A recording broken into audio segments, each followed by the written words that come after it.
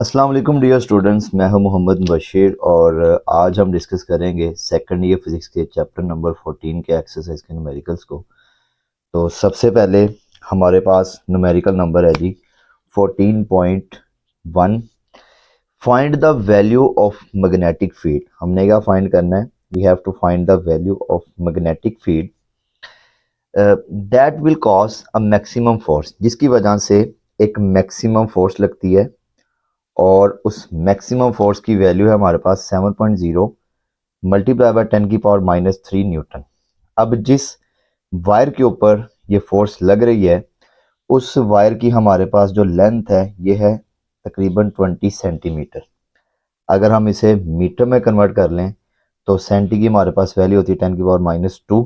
तो ये जो लेंथ है ये मीटर में कन्वर्ट हो गई।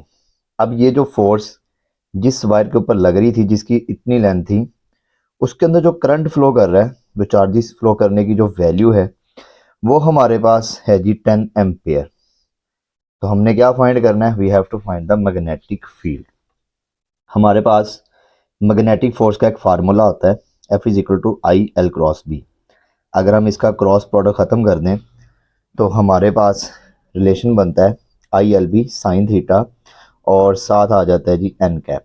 अब हमें चाहिए सिर्फ और सिर्फ मैग्नीट्यूड, तो हम यहाँ पे लिखेंगे टेकिंग ओनली मैग्नीट्यूड और हमारे पास फार्मूला क्या बन जाएगा? F=ILB sine theta.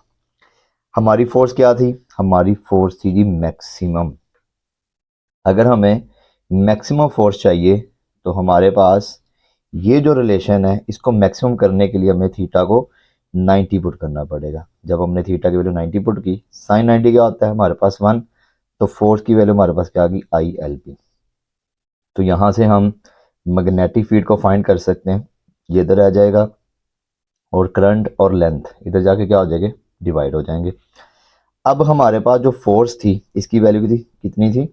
7.0 multiply by 10⁻³ और डिवाइड कर देंगे इसको करंट से। करंट की वैल्यू कितनी थी हमारे पास? 10 एम्पेयर, ये हमने पुट कर दी।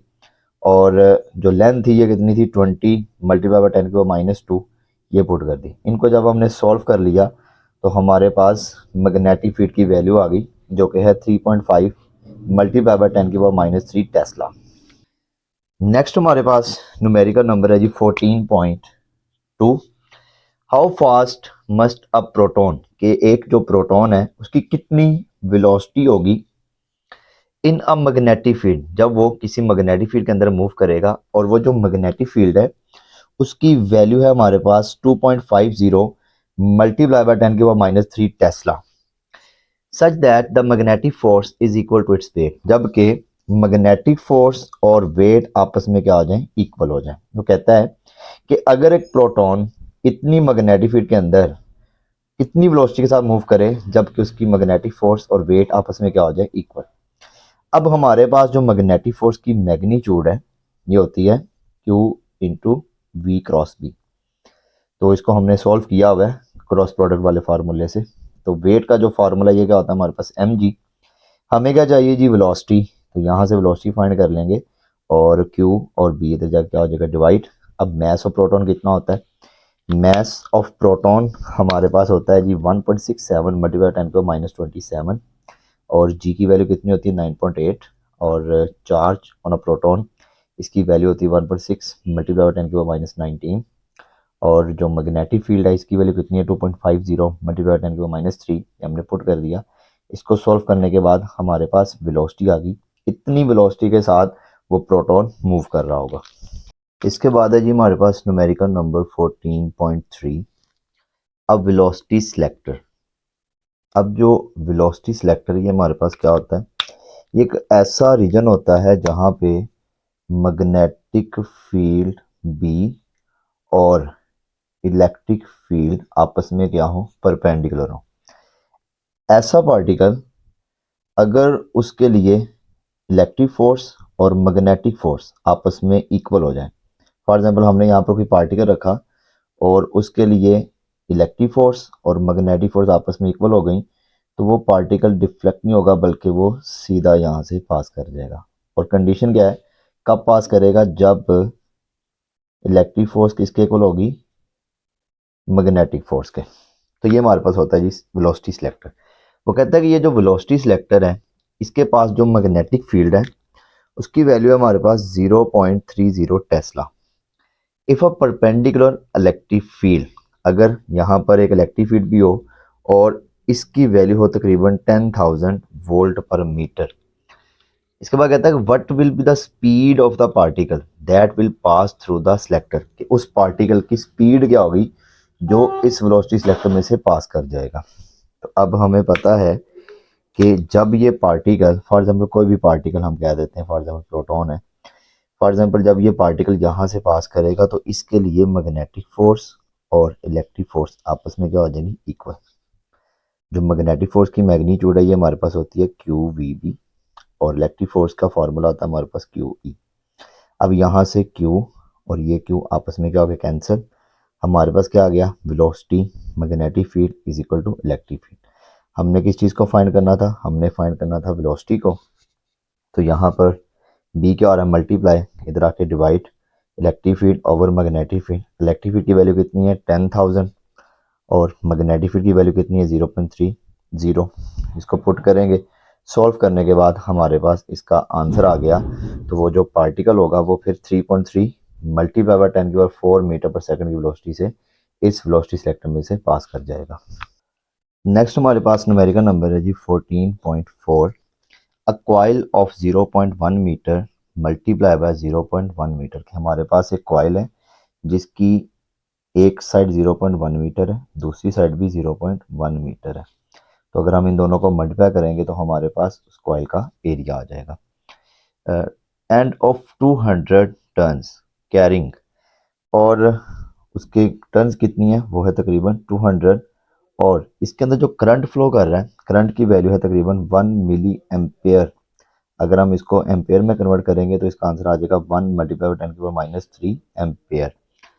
अब हमने इसको कहाँ पे रखा हुआ है, हमने इस कॉइल को रखा हुआ है जी एक मैग्नेटिक फील्ड के अंदर, और उस मैग्नेटिक फील्ड की वैल्यू कितनी है 0.1 टेस्ला।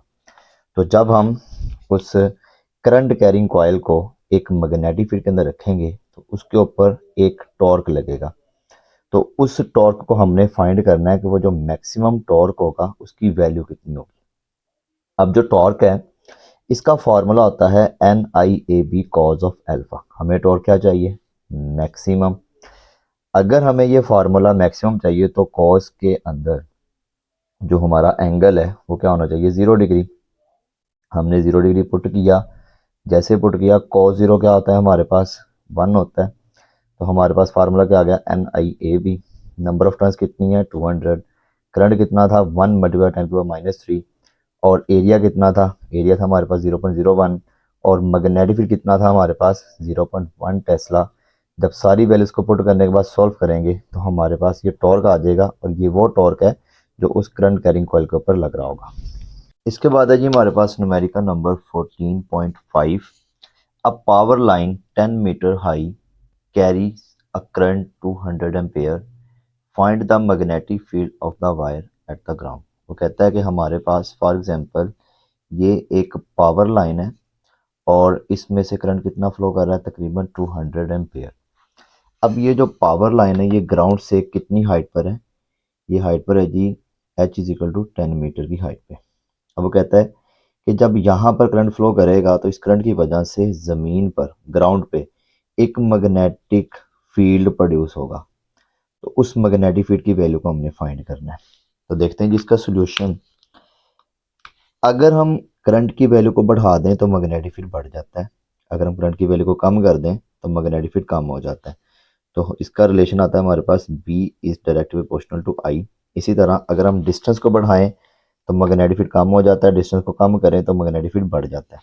तो मीन्स के डिस्टेंस के लिहाज से मैग्नेटिक फील्ड का इनवर्स रिलेशन होता है। जब दोनों को कंबाइन करेंगे तो हमारे पास फॉर्मूला बन जाएगा B is directly proportional to I and inversely proportional to the distance. जब हम इस साइन ऑफ प्रोपोर्शनैलिटी को रेस करते हैं तो इसकी जगह पे हमारे पास आता है mu nought over 2 pi into I over are.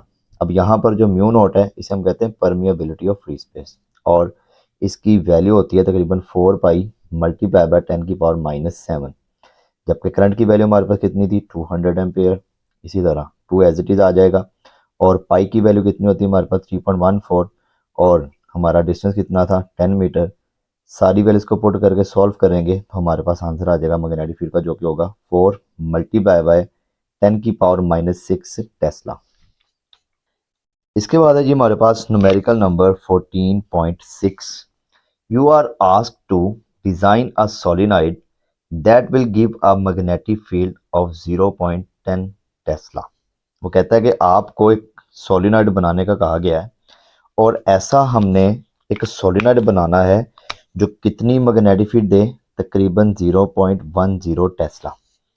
और इतनी मैग्नेटिक फील्ड कब देगा, जब उसके अंदर से इतना करंट फ्लो करेगा, कितना 10 एम्पेयर।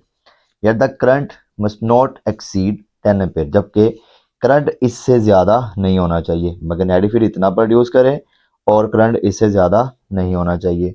तो फाइंड करें नंबर ऑफ टर्न्स पर यूनिट लेंथ, कि वो जो सोलिनॉइड होगा वो कितनी नंबर ऑफ टर्न्स पर यूनिट लेंथ रखता है। हमारे पास जो मैग्नेटिक फील्ड का फार्मूला होता है सोलिनॉइड के लिए, जो होता है B is equal to mu not an I. अब हमें चाहिए नंबर ऑफ टर्न्स पर यूनिट लेंथ, तो हम यहाँ से एन को सॉल्व कर लेंगे। तो म्यू नॉट क्या हो रहा है मल्टीप्लाई, करंट क्या हो रहा है मल्टीप्लाई, इधर आके क्या हो जाएगा डिवाइड, तो ये इधर आके डिवाइड हो गया। अब मैग्नेटिक फील्ड की वैल्यू कितनी हमारे पास 0.10। म्यू नॉट क्या था परमिएबिलिटी ऑफ फ्री स्पेस, और इसकी वैल्यू कितनी होती है 4 पे मल्टीप्लाई 10⁻⁻⁷। और करंट की वैल्यू कितनी हमारे पास 10। वैल्यूज पुट करेंगे सॉल्व करेंगे तो हमारे पास इसका आंसर आ जाएगा 7.96 मल्टीप्लाई बाय 10⁻3। बाद है जी हमारे पास न्यूमेरिकल नंबर 14.7।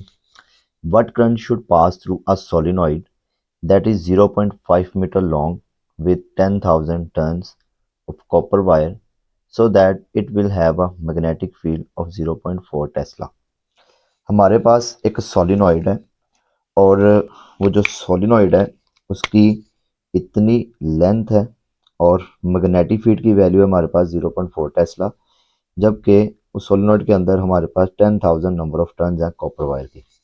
अब वो कहता है कि उसमें से कितना करंट पास करेगा, तो हमने करंट की वैल्यू को फाइंड करना है। सोलिनॉइड के अंदर जो हमारे पास मैग्नेटिक फील्ड का फार्मूला होता है, ये होता है B is equal to mu not an I. हमने क्या चीज़ फाइंड करनी है, we have to find the value of current.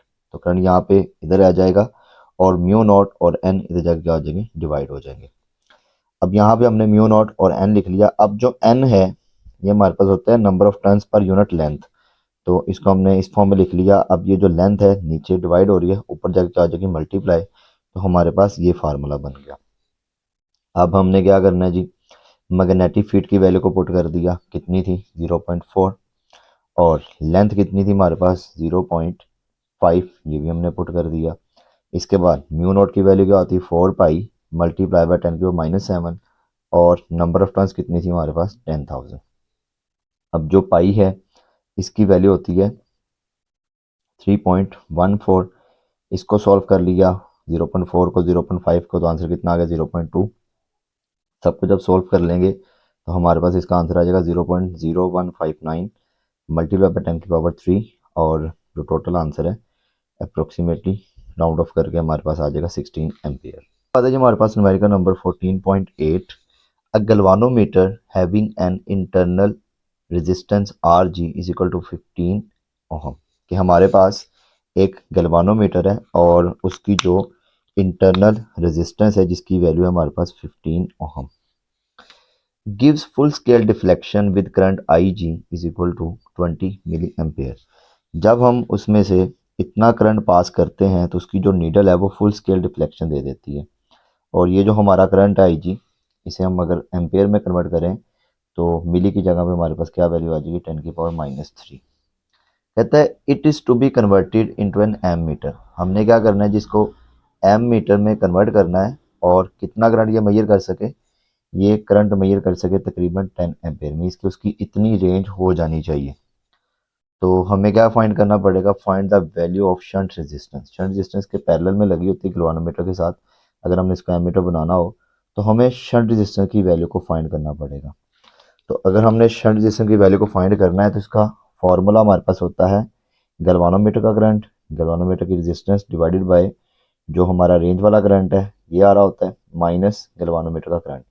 I जी की वैल्यू पुट करेंगे, आर जी की वैल्यू पुट करेंगे, करंट की वैल्यू पुट करेंगे, आई जी की वैल्यू पुट करेंगे, तो सॉल्व करने के बाद हमारे पास इसका आंसर कितना आ जाएगा 0.03 ओहम। इसके बाद है जी हमारे पास numerical number 14.9, the resistance of a galvanometer is 50 ohm. कि हमारे पास एक गैल्वानोमीटर है और इसकी जो रेजिस्टेंस है ये है हमारे पास तकरीबन 50 ohm and reads full scale deflection with a current of 2 milliampere. जब हम इस गैल्वानोमीटर में से इतना करंट पास करवाएं तो ये जो गैल्वानोमीटर है ये फुल स्केल डिफ्लेक्शन देता है। अब क्या कहता है कि show by a diagram how to convert this galvanometer into voltmeter reading 200 full scale.